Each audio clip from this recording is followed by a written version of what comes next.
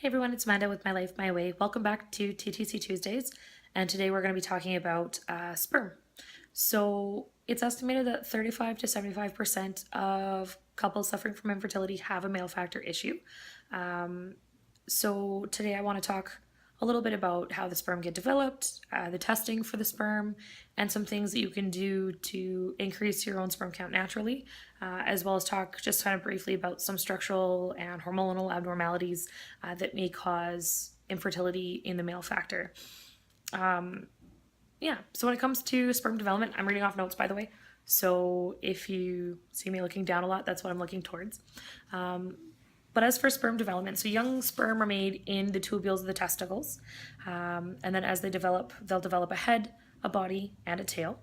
And then they're sort of moved over to the epididymis, which is this long coiled tube that leads away from the testicle. And this is where your sperm actually learn to swim and where most of the maturation process occurs. They'll wait there until the moment of ejaculation. And then during ejaculation, they're carried out of the body in that sticky white fluid that we know as semen. And the final maturation process of sperm actually happens within the female reproductive tract. It's called capacitation, and it's a physical change in the head of the sperm that actually allow it to penetrate an egg. All right, so when it comes for the initial testing anyways for male infertility, it's a pretty simple process known as a semen analysis. They ask you to not ejaculate for 48 to 72 hours before the test, just to give yourself enough sort of sample for them to work with.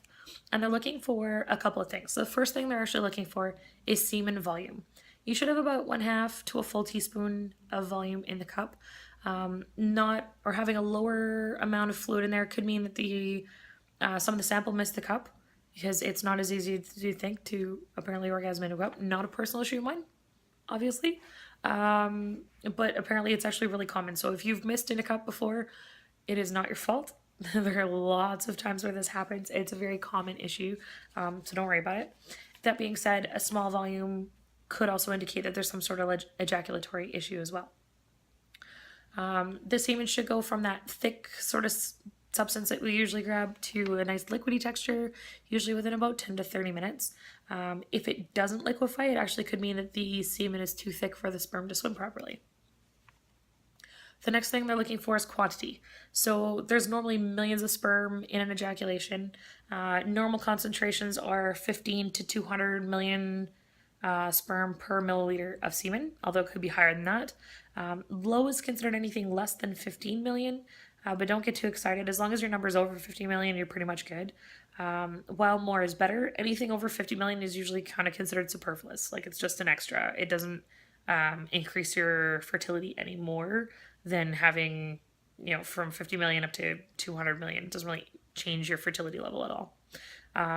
Not enough sperm, so having less than 15 million can make it difficult to get pregnant, as there's fewer sperm to kind of make the run for the egg. That being said, we always tout out that it's, it only takes one, so it's not having a low sperm count means that you'll never get pregnant. It just makes it much more difficult. Another thing they're looking for is structure, which we call morphology. Normal sperm have a nice oval-shaped head to them and nice long, straight tails. Irregularly shaped heads or sharply angled tails can make it difficult for the sperm to get to the egg and may indicate an underlying problem in sperm production. They're also looking for movement, so looking for motility. So sperm have a long way to go before they actually reach the egg, so you basically need good swimmers. Fewer than 40% of sperm movement may actually contribute to infertility. So anytime they say your morphology is 35%, it might actually indicate that there's an issue. Again, doesn't mean that you'll never get pregnant. It just makes it harder for you to do so. Keep in mind that quality, structure, and movement actually change from ejaculation to ejaculation. So if the test results are abnormal, they usually ask you to repeat them maybe a time or two, just to see if there's a consistent issue or if it was just kind of a one-off. So if you're asked to repeat the test, it may actually not mean that there's anything abnormal in your sperm levels. If your sperm analysis is consistently abnormal, that's when you're going to start going for some further testing. So if your sperm count is persistently low, there are a few reasons that are generally associated with it. There could be some sort of anatomical or structural issue in the male reproductive tract itself. You may have a hormonal imbalance. You may have ejaculatory issues. There may even be genetic abnormalities, sorry, and that was pretty much it. Low sperm count is often associated with poor quality sperm as well, so that's something to kind of keep in mind. If you have no sperm count, like a zero sperm count, there's maybe some sort of obstruction in the male reproductive tract, or there may be issues with sperm production in the testes altogether. So I'm going to get more in depth with sperm issues and further testing in later episodes of this TTC Tuesdays, so just kind of keep an eye out for it. If you have had an issue with sperm count and you want me to talk about your issue in particular, please drop it in the little comments box below. I would love to go over yours as well, just to kind of share some awareness of what you're going through. That's what these TTC Tuesdays are all about. For overall health, overall sperm health is generally coincide with sort of personal overall health. Basically, the healthier you are, the better quality of the sperm you have. That being said, if you have some sort of like anatomical or structural issue where you're not actually making sperm at all, none of the things that I'm going to go over are going to help you or hinder you in any way, shape, or form. But if you just have kind of a low sperm count and it's not really working very well for you, these might actually help to boost your sperm counts. So there are studies that suggest that the following could help improve your sperm quality. The first one is maintaining a healthy weight. How excess weight affects sperm quality is unsure, but there are definitely studies to say that with an increased BMI, there's also no association with decreased sperm counts, decreased testosterone levels, decreased successful live births, increased need for reproductive assistance, and erectile dysfunction. It's thought that with women, or like it's thought that just like in with women, increased weight might actually negatively affect your hormone production. So it's thought that losing weight might actually reverse these hormonal changes and reduce the side effects of the things we just talked about, including your sexual dysfunction. And you know what? Maintaining a healthy weight isn't really a bad deal anyways, because it definitely makes you a healthier person as well. Eating a healthy diet, especially high in fruits and vegetables, and limiting your saturated fats and avoiding trans fats altogether is always good for you. And trying to avoid sugar, especially sugar-sweetened beverages. They have a negative effect on your fertility. When it comes to exercise, the only negative effects on sperm health was from professional athletes working out for more than an hour, more than 5 times a week, and intensely exercising. So generally speaking, as long as you're getting 30 minutes of exercise in most days of the week, it won't be a big deal, and it can actually increase your sperm health. So that's super fun.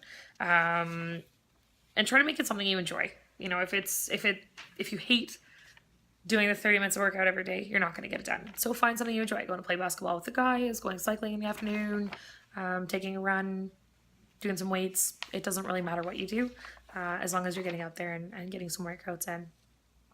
Another important thing to do is to manage stress. Stress can negatively affect your normal hormone balance as well in the body. And try and take some steps to just relax, try some relaxation techniques, and make sure that stress is also not negatively affecting you in the bedroom as well. It's definitely a known fact that if a man is stressed, that for him to sort of perform in the bedroom becomes more complicated. So try and just leave that all behind. De-stress a little bit. Make sure that all the sex you're having is just TTC sex to kind of take some of that pressure off too. And another thing is to prevent and treat infections. So inflammation of the testicles or the epididymis can actually cause temporary or permanent infertility. Signs and symptoms include pain, swelling, discomfort, or tenderness, and penile discharge that's not occurring during sex. Early recognition and treatment can prevent long-term health effects from these infections. So if you do have any of those symptoms, make sure you get them checked out right away. Some things to avoid. They talk about quitting smoking as it negatively affects the sperm count and your morphology, which is the structure of your sperm. They also say to limit your alcohol, as heavy drinking can actually lead to decreased testosterone and impotence, which is sort of the opposite of what we're going for. And quitting any recreational drug use, as recreational drug use can also alter your hormone production, decrease your sperm count, and affect your morphology as well. Anabolic steroids are something else to stay away from. It actually significantly lowers your sperm count, and it can take years for you to rebound back to normal levels. People who are using anabolic steroids over long term generally even need testosterone assistance. So if you were using anabolic steroids for quite a long time in your youth and you're having troubles trying to conceive now, it may be worth having the conversation with your doctor to see if you need testosterone boosters at this point. You want to avoid lubricants during sex, with the exception of some of the ones that are intentionally made for TTC, because they actually prevent your sperm from swimming. Lots of them have spermicide in them, and they're not pH balanced to make your sperm actually want to do what they're supposed to do. There are plenty around, or at least a couple around. Pre-Seed and Astroglide also have a TTC lubricant out. They're definitely not the only ones. They're just the only two I can think of off the top of my head that you can use. You want to talk to your doctor about medications, as some medications can actually negatively affect your fertility as well. You want to avoid toxins like pesticides, solvents, lead at work and at home, exposures at work and at home. Keep out of hot tubs and saunas. We're not really sure if hot tubs and saunas actually do any damage to sperm, but there is lots of conversations going around about heat negatively affecting your sperm quality and your sperm counts. So it's best to stay out of them as much as you can, especially when you're trying to conceive. But keep in mind, it takes 2 to 3 months for your sperm to mature. So it might be something you want to eliminate until your wife or your spouse actually gets pregnant. You might want to avoid putting your laptop on your lap as well. Again, it causes an increased amount of heat around your testicle area. Same goes for tight-fitting underwear. Again, we're not really sure if any of those do anything. But there's been questionable studies where one study will say yes it does and one study will say no it doesn't. So we're not particularly sure.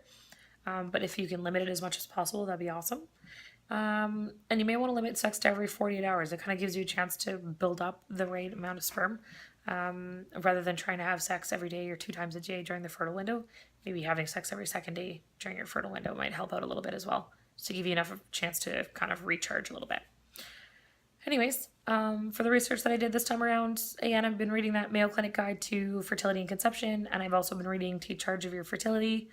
And in future TTC Tuesdays, I'll be talking more about the different reasons for male factor infertility and the testing that'll be done and what your options are to actually get pregnant. If you have male factor infertility as a reason for your infertility journey or part of your infertility journey, do me a favor, drop me a note down there. Let me know what the test results were, what the testing was, whether or not you've gotten pregnant yet and conceived, just because I'd like to hear about it. And other people would probably like to read it as well and know that there's a light at the end of the tunnel for those of you guys suffering from male infertility or male factor infertility. Yeah, that's it for today's TTC Tuesday. Thanks again for following me. Every Tuesday I try to put out an informational session like this. There are all kinds of different topics. If you have a topic that you'd like me to have covered, please drop me a note. Let me know what you'd like to see done or have covered and what you'd like to know more about. And we'll talk to you guys later. Okay, bye.